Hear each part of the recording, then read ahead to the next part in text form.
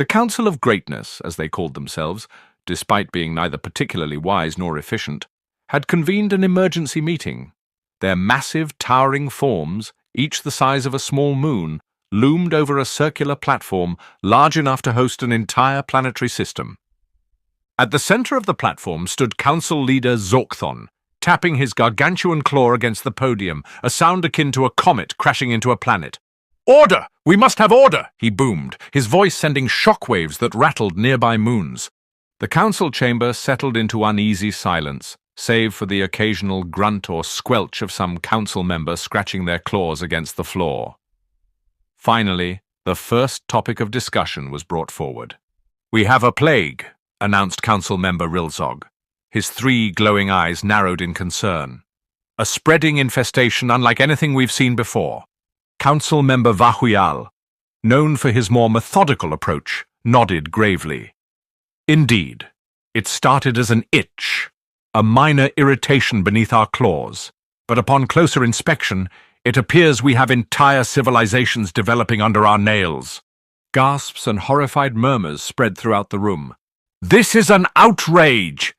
bellowed Council Member Zalgron, shaking his enormous foot for emphasis, sending tiny specks of dust, or possibly entire metropolises, flying off into space. "We are the pinnacle of the cosmos. We are supposed to be above such filth." "How did this even happen?" demanded another council member. "Are we not the mightiest beings in this galaxy? Have we failed at basic hygiene?" "The simple answer is yes," Vahuyal confirmed grimly. "It appears some among us have been less than diligent in their grooming." More outraged gasps filled the chamber. "Disgusting! Unthinkable! Who dares accuse me of negligence?" a council member roared, clearly nursing a guilty conscience. Zorkthon cleared his throat, an action that caused planetary tremors on 3 nearby moons. "Enough! We must focus. We have not just an infestation, but an intelligent infestation. These tiny beings have created cities, infrastructure, even culture. What started as mere specks have become sprawling civilizations within our claws. And they reproduce at an astonishing rate," Rilzog added. "Their time moves exponentially faster than ours. What appears to us as a rash forming over days is actually centuries of development for them. We are, quite literally, harboring a sentient species under our nails." A stunned silence followed. Then, inevitably, someone asked, "So what do we do?" It was a complicated question, but the council debated their options.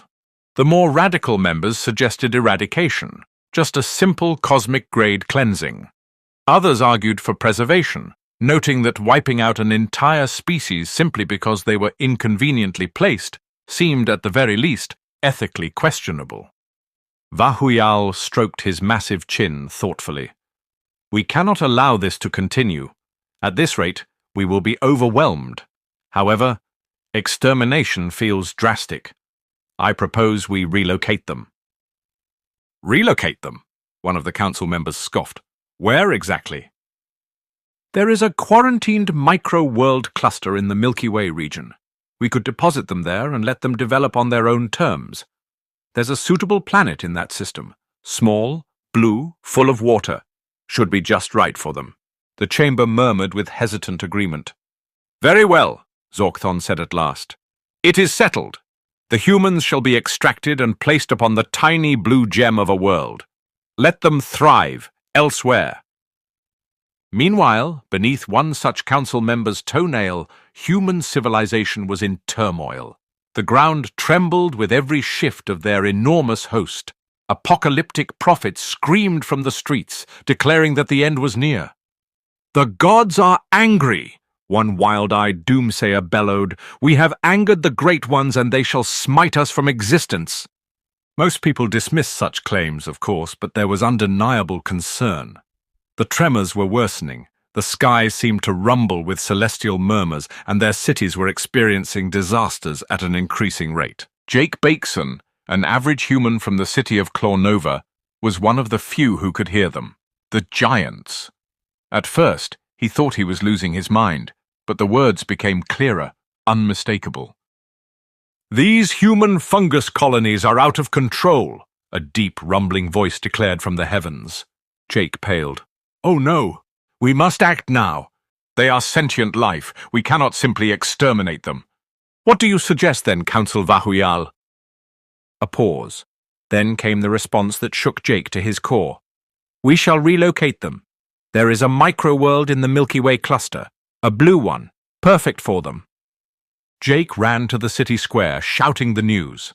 "We're being moved! We're not dying! We're being transported!"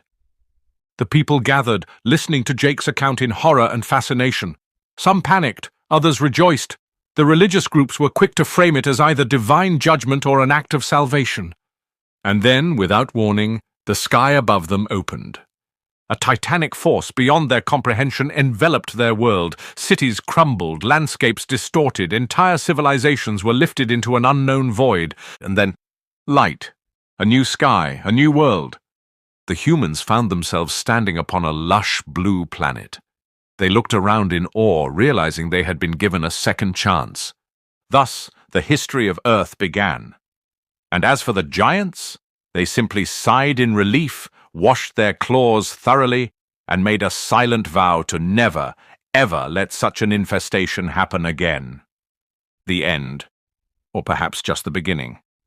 The leadership of the new Earth colonies voted to keep their original homeworld a secret. After all, who would want to know they came from the toenails of giant aliens?